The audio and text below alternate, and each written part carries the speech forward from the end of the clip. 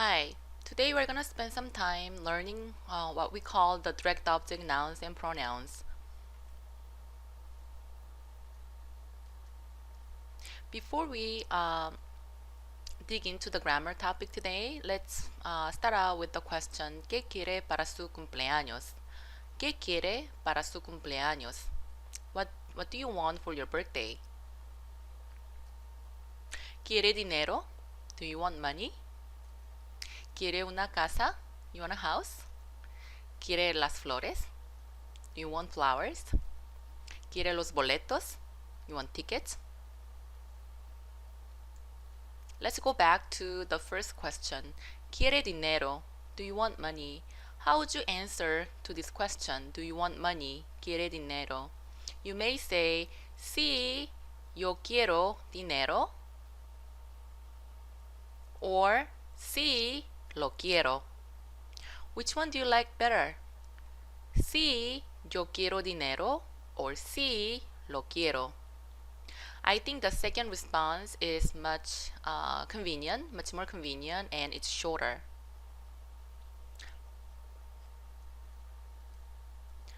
Let's look at the next question. ¿Quiere una casa? I wish. Do you want a house? How to respond to this question? ¿Quiere una casa? Do you want a house? Would you say sí quiero una casa? Or would you say sí la quiero? Just like the previous question, I would like to use si la quiero instead of si quiero una casa because I'm trying to avoid redundancy. Since we all know that we're talking about a big house, like the one in the picture, there's no need to repeat una casa and una casa. It's already embedded in the question, quiere una casa. So in order to repeat the redundancy, you can replace una casa with la and say sí la quiero, period. Let's stop a moment and let's analyze the answer sí quiero una casa more closely. What is the subject of the sentence? Sí, yo quiero una casa. Well, the subject of the sentence is yo because in Spanish, subject is allowed to be omitted. It's okay not to use it in the sentence. You can simply say, sí, quiero una casa, and still a grammatically correct sentence. So again, yo is the subject of the sentence. Quiero is the verb. Then what is una casa? That is the direct object noun of the sentence. The direct object noun of the sentence receives the action of the verb directly. That's why it's called direct object noun. And it answers the question, what do I want? What do I want? A house. Since the house is the answer to the question, what do I want? It is the direct object noun of the sentence. Let's look at the next response. Sí, la quiero. Let me ask you the same question. What is the subject of the sentence, sí, la quiero? Yes, it is yo, right? Even though it's not written, even though it's not shown in here, we know that the subject of the sentence is yo. It's about myself because you can look at the verb conjugation, querer. It's conjugated to quiero, which means I want. So even the subject of the sentence is implicit. You know, we all know what it is by looking at the ending of a verb. So yo is the subject of the sentence, quiero is the verb, then what is la?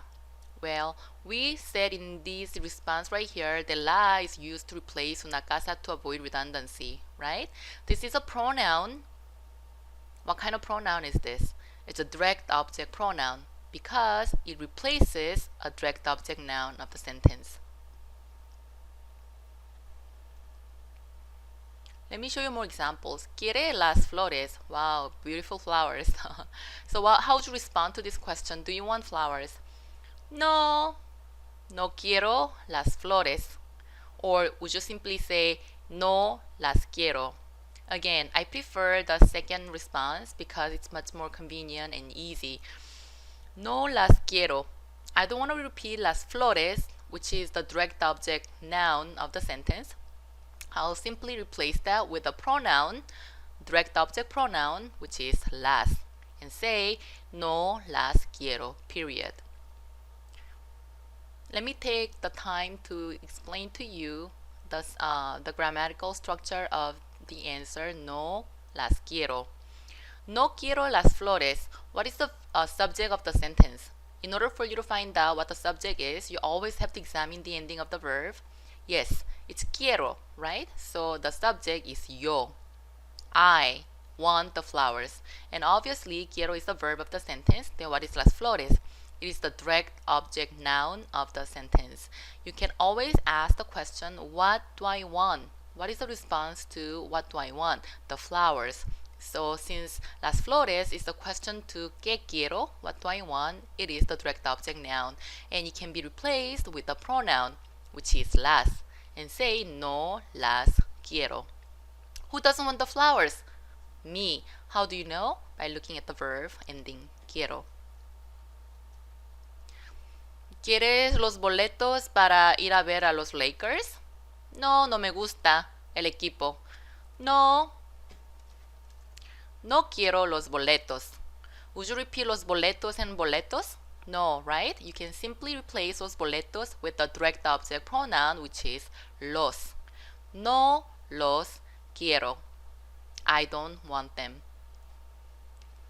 Do you have an idea of how the indirect object nouns and pronouns work? What they look like and what they are, how to identify them?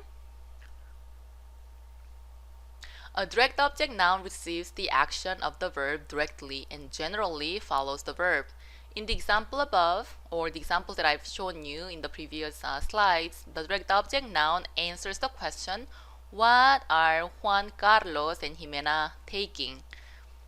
Juan Carlos y Jimena están tomando fotos. Juan Carlos and Jimena are taking photos. So in order for you to make sure that you have the right direct object noun, you may ask the question, what are Juan Carlos and Jimena are taking? What are they taking? Photos.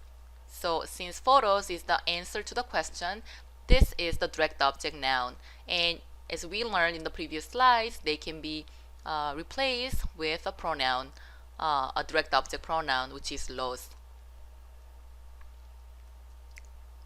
Direct object pronouns are words that replace direct object nouns. Like English, Spanish uses the direct object pronoun to avoid repeating a noun already mentioned. Maribel hace las maletas. ¿Qué hace Maribel? Las maletas. So this becomes a direct object noun. Felipe compra el sombrero. ¿Qué compra Felipe? What does Felipe buy? El sombrero, the hat. Therefore, this is a direct object noun. Vicky tiene la llave. ¿Qué tiene Vicky? La llave. And as I was saying earlier, these direct object nouns can be replaced with the pronouns. Las maletas will be converted into las. El sombrero, lo, la llave, and la.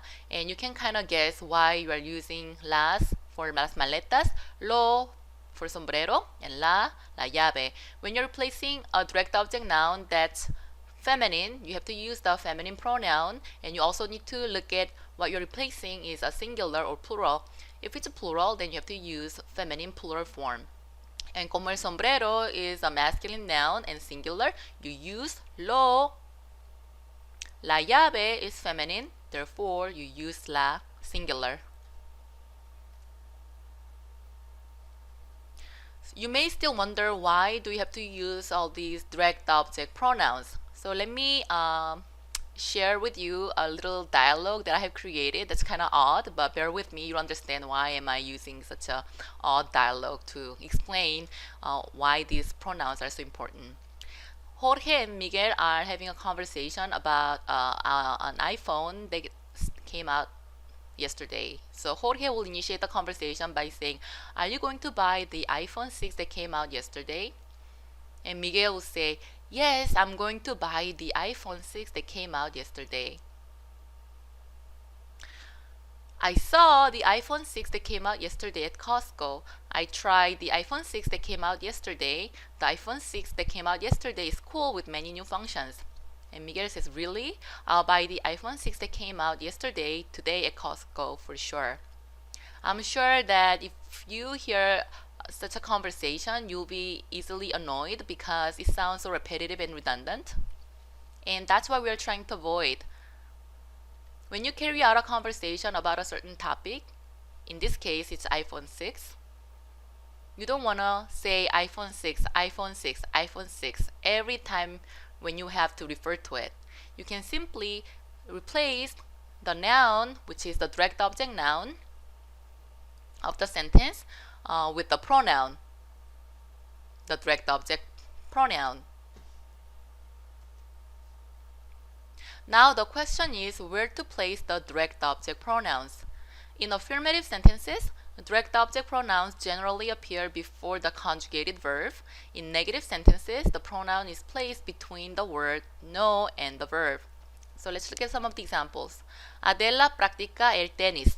¿Qué practica Adela? El tenis. So we're going to replace the direct object noun el tenis with the pronoun lo, and you place it before the verb. Carmen compra los pasajes. Carmen los compra. Gabriela no tiene las llaves. Gabriela no las tiene. As you can see, las comes immediately before the verb tiene, and then you place no before las. So there is nothing that can intervene the direct object pronoun with the verb. Diego no hace las maletas. Diego no las hace.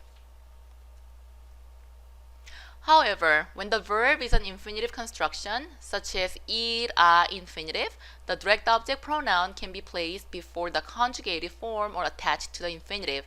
So you can have an option here. Ellos van a escribir unas postales. So there are two ways of saying this correctly. Ellos las van a escribir. So what you did here is you converted unas postales into the DOP, the direct object pronoun, las, and then you put it before van, which is a conjugated verb. Or you can also put las at the end of the sentence as part of the verb escribir. Ellos van a escribirlas. Van a escribirlas. Which one is more correct? They're both correct, and they're both commonly used by the native speakers. Okay? If you choose to put the pronoun at the end of the verb, you have to attach it to the second verb and write it without space. Lidia quiere ver una película. So una película turns into la. Lidia la quiere ver. Or you can simply bring la to the end of the sentence and say Lidia quiere verla.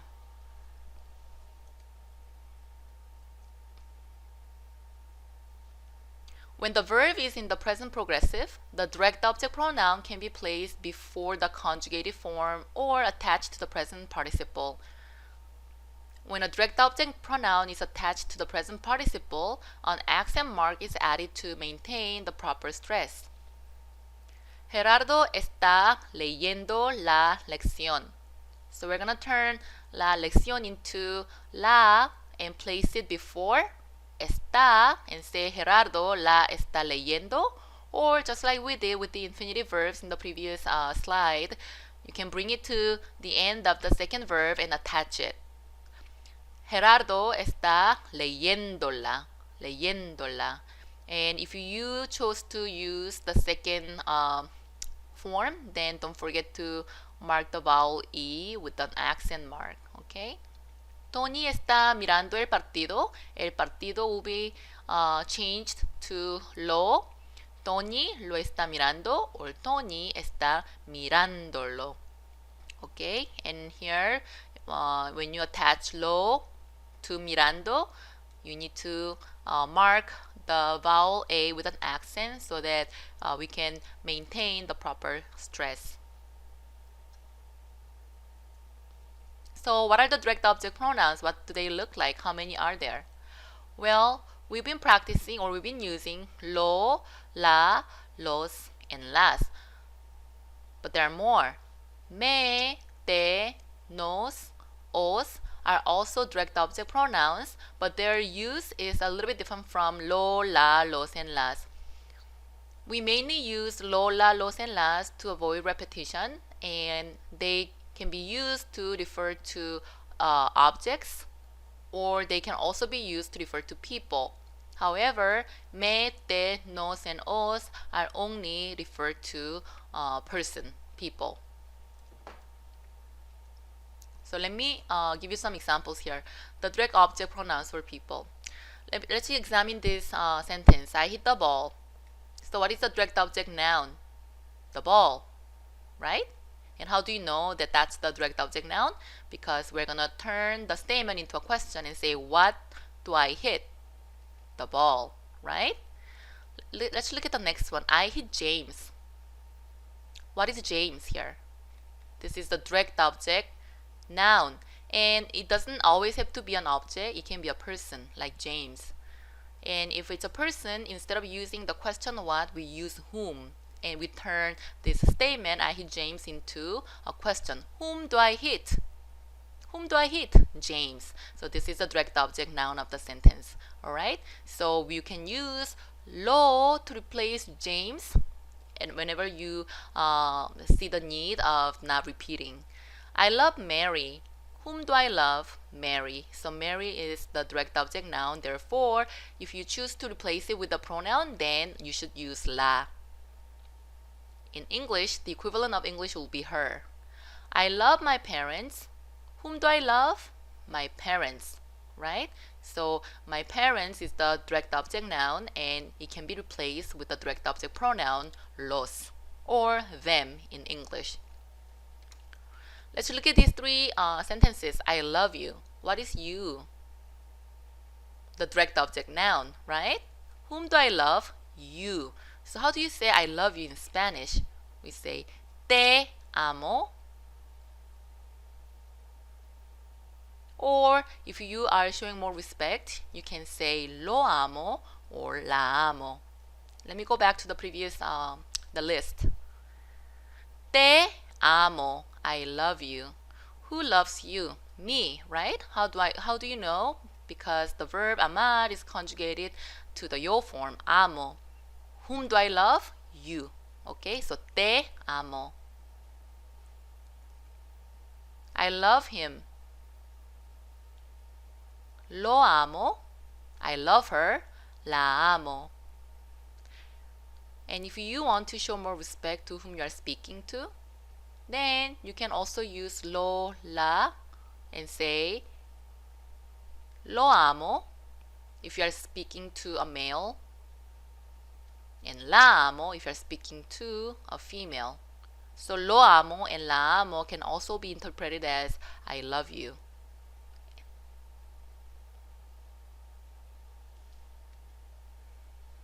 You love me. What is me? Whom do you love? Me. So how do you say that in Spanish? Me amas. Me amas. They love us. What's us? The direct object pronoun, right? So you have to use nos aman. They love us would be nos aman. So I love you. Te amo. You love me. Me amas. They love us. Nos aman.